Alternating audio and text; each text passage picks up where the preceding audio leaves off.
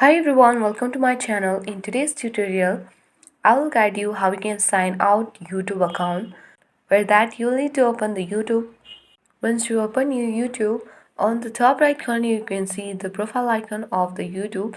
Just tap on it and then you'll be guided to this page where you can see the manage your Google account option on the top. You can see this, tap on it.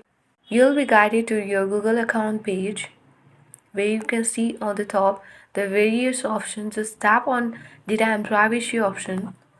Here you need to scroll down until and unless you don't see delete your account option. Just tap on delete your Google account. If you delete your Google account, then your entire account and data will be deleted. Then after that, you'll be guided to this page where you need to confirm whether this Google account belongs to you or not. Then you'll just need to tap on the continue option. Here on the bottom you can see the continue option. Just tap on it. Then you'll need to use your screen lock.